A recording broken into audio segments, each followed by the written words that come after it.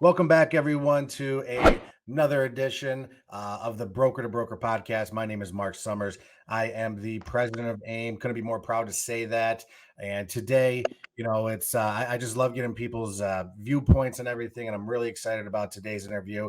And today I'll be interviewing Amanda Rawls, and she is a mortgage broker with Answer Home Loans. So, Amanda, thank you for joining us. I know you're on the West Coast. I'm on the East Coast, but thanks for joining us so early. You bet. I'm honored to be here. That's great. Thanks for having me. I did see you had a Seahawks thing in the background. I'm not a big fan of the Seahawks, but we'll let that slide. I'm a lowly Lions fan. But anyways, Okay. Well, try being in Northern California as a Seahawks fan. So I am used to that. It's all good. Yeah. Fair enough. So I could probably sit here and talk about football all day, but we're going to talk a little bit about mortgages today. So the reason why I bring this up a ton is getting to know everyone's background is really important to me because, there's so many people entering our industry, and I bring this up because I don't want anyone to feel like, oh, I didn't go down the right route. Everyone gets thrown into this industry. It's kind of funny. So give me a little bit about your background. How'd you get started in this business, your current company? Just hit me with everything. Okay. So 96, I was a single mom and a bill collector. And, in the bill collector world, right, we're calling and threatening to take the firstborn and, all that good, great stuff. And it was just killing me. It was draining me. And I was actually had this guy that I worked with that worked at Long Beach back in the day and had recruited me. And I said, no, I'm good. I'm making $1,000 plus $2,000 on commission. I've got this, right? So kind of like for a couple of weeks, he almost gave up on me. And I had there's no accidents in this life. I'm a big believer. I had this final phone call, and it was one of those ones where they promised to pay you. And then, the collection world, if anybody's familiar, she stroked me. She didn't answer. And it was like, Amanda, I'm so sorry. I get in touch with her this final day, and she says, the day I was supposed to call you, I woke up, my husband was dead in bed. Oh, boy. And then she had 6 kids. People lie to you, whatever. It was one of those things where you just knew. And so I asked for a talk off, my manager to come. And anyway, long story short, he told me to go when he gets balance in full because there's a trust and there's got to be life insurance. And that just really catapulted me into the lending world at that time, again, because of him. But we used to have Transamerica Financial and Beneficial walk around our office. So I was already kind of introduced to that philosophy of loans and helping. And that is my true nature. So once I had that happen, I called him instantly, started in the mortgage business in April of 96. But I started by going back to those collection agencies because I knew the lingo. And I knew that was, I could do it right. I was a bill collector for years. I was a very good one, but now I was going to come in and help. So I kind of used that to my advantage. And that was really how I blew up and started in this business. So. Okay. So you started with them. So when did you get over to Answer Home Loans? Like, what was your path to get there? Gosh, I went through the whole rocky broker side of things. I started becoming a broker 7 months into my career. So once I became a broker, had my own shop, we had to close the shop. And then I started working for a direct lender. And almost 3 years ago, going through the whole struggles, right, that we do at direct lending with rates and processes and, having the oldest or loudest dog barking, not the right person get their stuff done. You know what I'm saying? Yeah. And I was like, my girlfriend, one of my best girlfriends that I got in the business had said, let's go back to the broker world. Let's go. It's time. And damn, it was perfect. It was perfect. So that we came back into the broker world in April of 2018. Of 2018, and that's with Answer Home Loans, correct? Yes, in Granite Bay. And I have my own space in Elk Grove, California. All right, so within, we'll call it your little shop that you have. What's the dynamic there? Is it just you? Do you have processors? Do you have other loan officers? I have myself, an assistant, and then I have somebody who is marketing, doing the database, and then I have a director of first impressions that does all of our personal notes and staying in front and events and those things. Good deal. Okay, so with Answer Home Loans and your little shop here, talk to me a little bit about your tech stack, we'll call it. You know what I mean? Like, what's your process? What kind of technology are you guys using? Well, we're still a dinosaur. I'm a top of mind girl. Yep, I know Uh, top of mind. yeah, and point was what we got when we were here. So, the whole flow from coming in, it begins with myself. They input the application, we set it up. It's fail proof. I sell the loans, I talk to them, and they manage it. And they make sure that from gets to the end, and then I make the calls at the end. And it's something that I fought for many many years. I fought that because I wanted control of the whole process, right? And I'm like, I get burnout really bad, doing 20 plus loans a month. So this process and the way that we have it is truly, it enters in, the personal notes go out. I pretty much begin it and they end it and everyone's happy. The more of these podcasts I do, which I absolutely love doing, I realize that arguably the biggest, we'll call it hiccup, hurdle, whatever you want to call it, that us mortgage brokers and originators have is letting go. You know what I mean? Like we're control freaks, whether you say you're a control freak or you're not, you are. But once you let go, you put good people around you, everything's going to be fine. Exactly. Exactly. Yeah. Yeah, So perfect. Okay. So if you're doing 20 plus loans a month, you must have some pretty good relationships around you, don't you? absolutely. It's all about relationships, right? That's the Yeah. key to this business. I mean, truly, is building those relationships. And I'm still that belly to belly. I still want to meet with people. I'm a connector. So yes, absolutely, absolutely, taking care of others and serving hearts. That's what we're doing in this business, not just a transaction. So is that, would you say your lead generation is just the relationships that you have? Yeah, yeah, and going on how I really started, back to that relationship aspect. I always think out of the box, Mark, and that's a key. One of the things that I would absolutely tell anybody coming into this business, realtors, everybody was saying you need purchase business.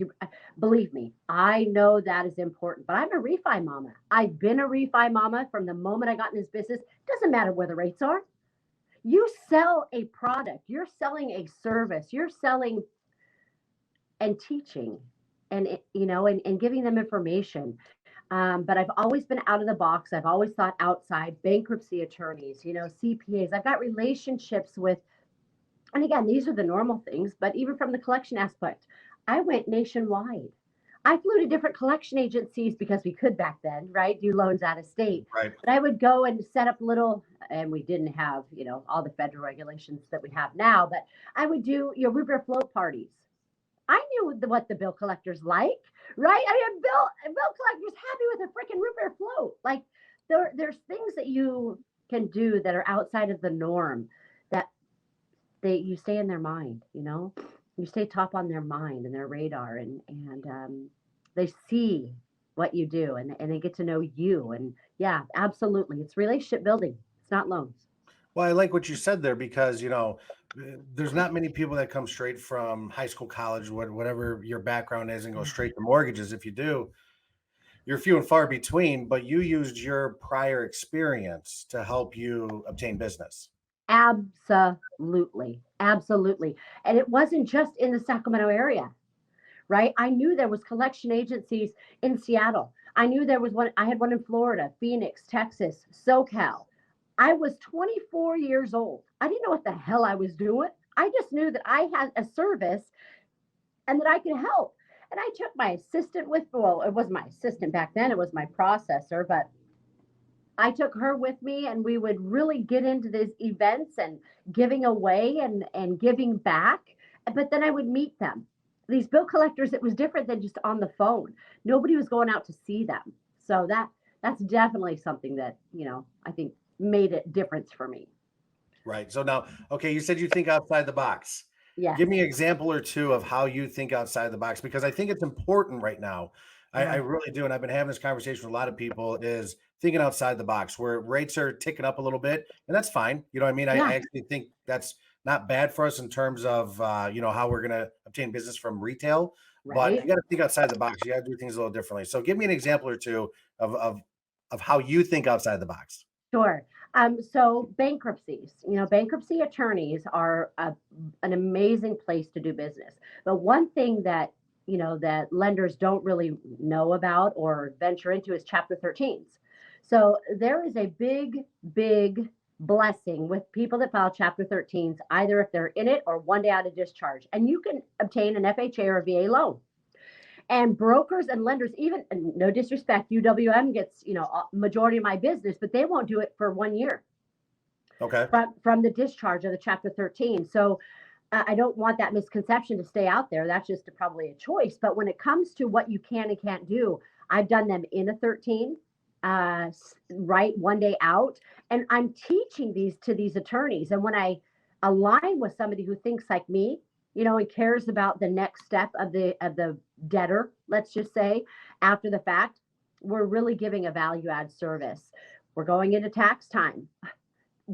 Here's another thing that I'm really getting into right now is refinances with a construction loan. Okay. To do some home improvements, because now we've got a ton of equity. People don't have $100,000, right? They come back to me and they say, well, I want to get this money out, but my house is torn apart. I can't do a normal refi. I do a construction refi, and then 6 months later, I'm able to refi them back into a better loan. So you just got 2 loans right there. Exactly.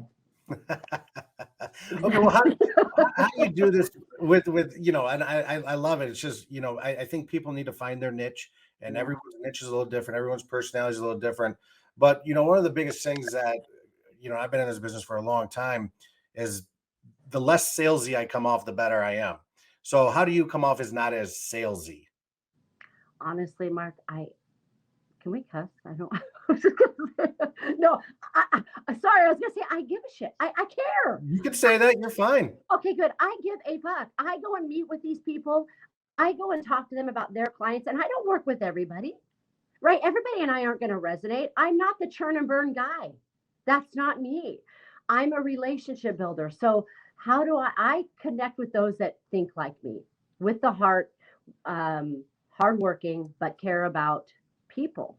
And that's been the key. I always thought I had to work with everybody. Right. That is a big takeaway that I've been able to really process. And that probably came from my insecurities, but I had to serve everybody, had to make sure that I took care of everybody that came to me. And now I choose who I work with, and I connect with them. I get to know them. There's a process, right? We'll do the phone call, we'll do a personal note. Social media is really good. And, we're coming out of COVID.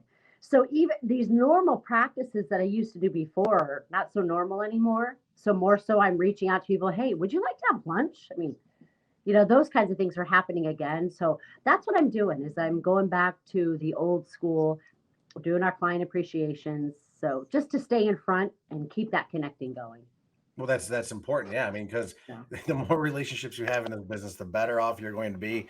I promise you that. If you're a transactional person, you're not going to last long in this business. I promise you that. So, okay. So with all of your transactions do you do anything specific or unique that make it that personalize it to yourself? Yeah. At the end of every transaction, we do after 30 days we got one of our clients does these amazing cups, and we personalize them, and just 30 days after the transaction we send those to them. The other thing that I let them know, and I don't know if it's that kudos for me or kudos for them, but for my community, I'm very big on small business, especially with this most recent turn of events. So after the of every loan, 50 of each transaction, I'm delivering a $2,000+ check to a small business here in town. So that's another thing that, we promote, we talk about, not too much, because again, it's not about them working with me to get this $50 to a small business, but that's just a part of my spirit and part of giving back. We do a follow-up, right? Once we close the loan, 30 days from the follow-up, then 6 months. I don't know about you, but these target leads and these, trigger leads, and once you close one with an FHA, you better have a system of staying in front of your clients, because as much as they love you and as much as you save their ass, they're going to go with that person in front of them, telling them they can get 299 or 2.2 or whatever, even if they don't. Right. So, yeah. Yeah. Always stand in front of them. Yeah. So after 30 days, you call them. Is that what you're saying? Yeah. I call. Okay. So yeah, sorry. After 30 days, I will call them. I just talked to 2 yesterday or Wednesday, and hey, it's 3 days. Gosh, Amanda, yes, the house is amazing. One was a purchase, one was a refi. And then we talk. It's about a 15-minute conversation. Sometimes it's short, sometimes it's long. But getting an idea and that we're just connecting. I walked away with a referral on Wednesday night from one of the phone calls. So, yeah, that's exactly what I do. That's great. Yeah, I mean, like the trust factor within these within these transactions is absolutely huge. And if they can't create trust in you, then you're never gonna branch out with your business. And it sounds like that's You exactly what you're know, doing. yes, and point, your loan can go absolutely amazing for weeks. At the end, something. I don't care if it's a net sheet that you didn't review and there's one thing on there that you didn't talk about, or they were thought was going to be taken off and it still was on there. Whatever. That can blow all of the work that you've done for free. The previous 2 weeks in building this relationship that it's very much. And the other thing, and I haven't done it lately, but going back to it, being at the signings.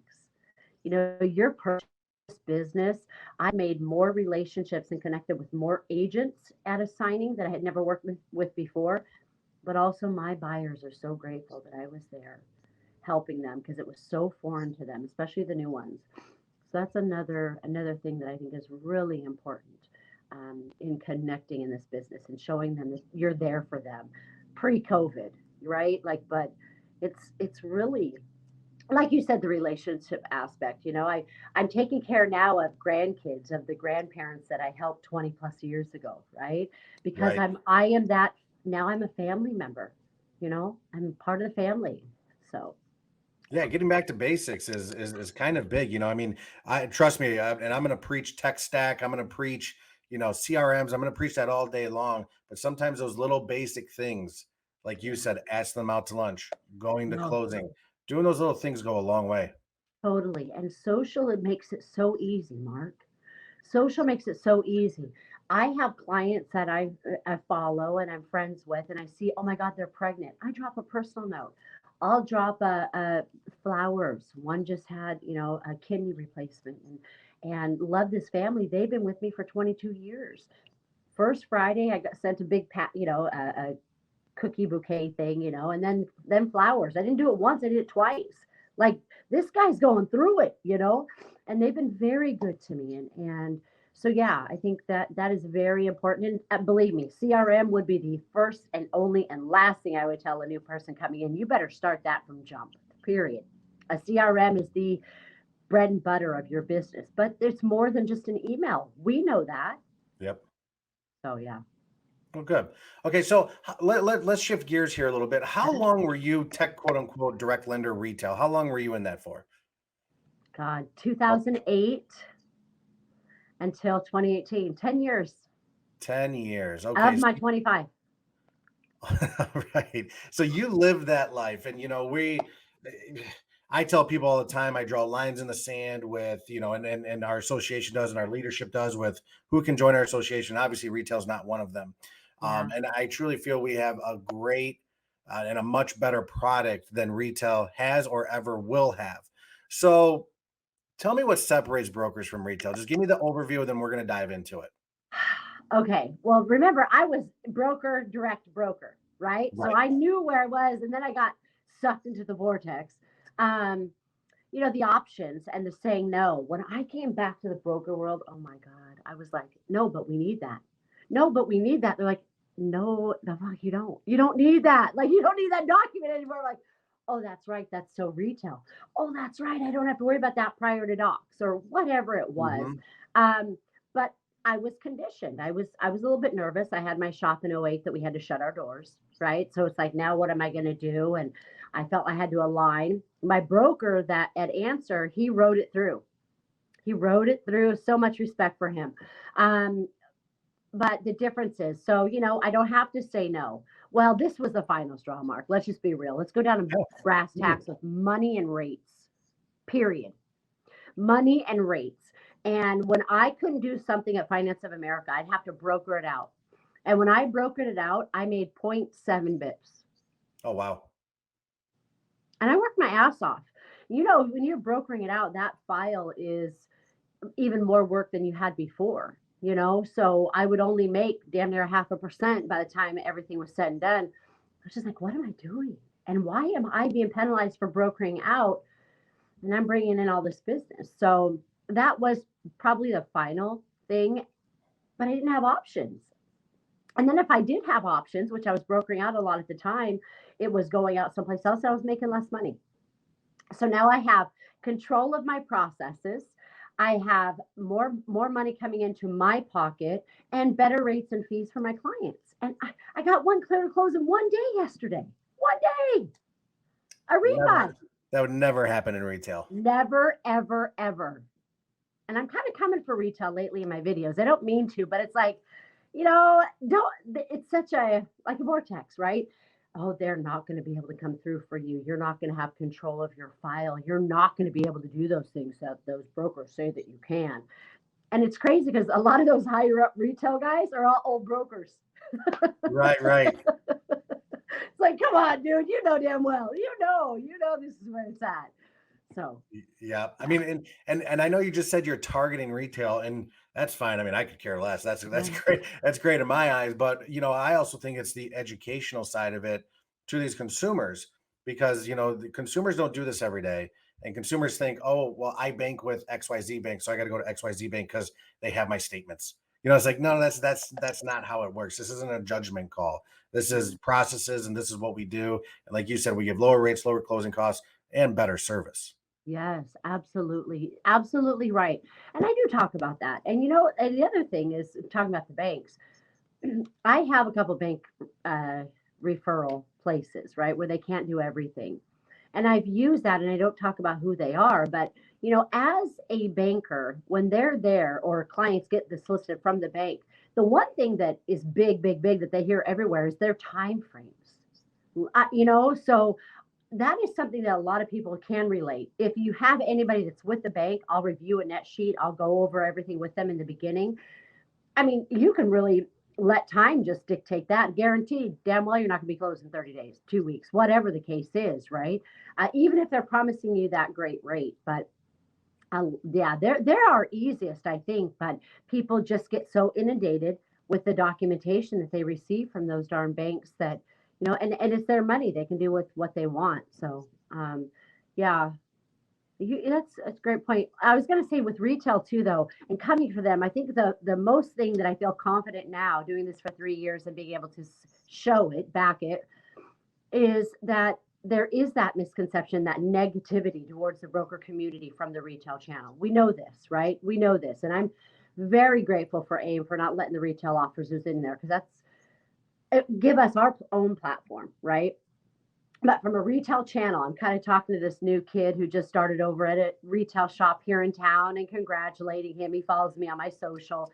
And I'm just kind of seeing where he's at. And yes, excitement. Yeah, it's family. But once you get to know what the heck you're doing, you're going to be able to see the difference, right? And we're just making friends. We're just being friends right now, and he'll be working for us soon. But That's awesome. And yeah. speaking of timelines, you brought up timelines too. And I just did a sales rally a couple of weeks ago, which I always enjoy doing anything I can for the community. I was speaking to a retail guy who's thinking about coming broker. Well, he's not thinking anymore. He's coming. Yeah. He's closing, I think he said approximately, 20 deals a month. And his best purchase he's had this year was 45 days. And his refis are taking, I think he said 3 to 4 months to do. And I said, how are you even closing loans, and how are you even creating relationships? He's like, I don't know. I said, can you imagine now you take what you have with your relationships and now give them a better product, a better everything? I'm like, you're going to crush it.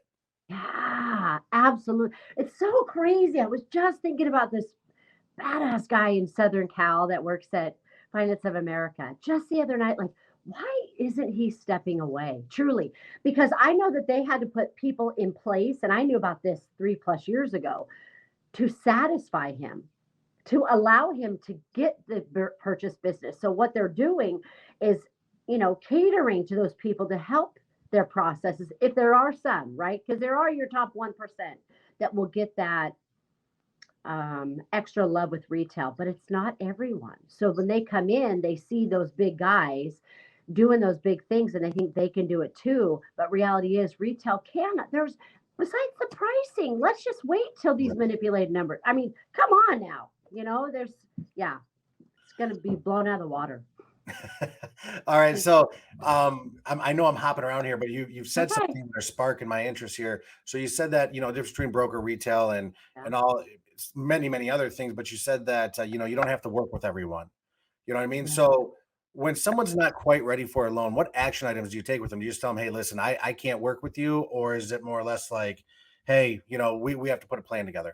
We put a plan together. So once we talk to them, we get them into our CRM, depending upon what they're looking to do. If they're looking to do credit repair, if they're looking just because they want to wait, they're actively hearing from us. And then we have a follow up plan, whether it's in 3 months. If it's a 90-day, we're going to follow up in 90 days, we're still calling at 30. And we're still staying in front and making sure that everything is up, going on. And I have support to help me with that. I just had one where we had a credit report that was less than, right? And we were able to, we stayed in front of them, gave them the tools, checked in at 30 days, and now we're at the 60. And actually, we didn't have to wait 90. So we're good. But staying in front, absolutely. The CRM, the communication, and the phone calls. Yep. Yep. Basics. Yeah. The basic stuff, staying in front of your clients. Okay. So you've given us a lot of time, and I really, really appreciate it. You But bet. I want to ask you one last question here. I know you're a veteran. You've been in this business. I think you said since what, 96 or 98? 96. 96. Okay. So you've seen a lot. You've been on both sides of the business. Some people have been on both sides. Some people haven't. I can personally say I haven't. I've been wholesale broker my entire mortgage career. Yeah. So call me uh, call me biased. Sure, I don't care because I know what's going on over here. Yeah. But now let's just say you have a room full of people, all the experience that you have, how you've changed your business around multiple different times to become successful. You have the floor to give them advice. Okay. What kind of advice or what kind of tip would you give an up and coming broker or even a veteran in our industry? Stay true to who you are. Stay true to who you are. No matter where you go, everybody's giving you information. Some of it's from, a loving space, some of it's because that's their way. But stay true to your foundation. We get so caught up in doing things how we're supposed to do them, and we have we already know how we're supposed to do things, but make it yours. Tailor fit it to you. And, don't ever lose sight of that. We can get really caught up in money. We can get really caught up in the ego, in how this all looks and what are they going to think about me. You're fine.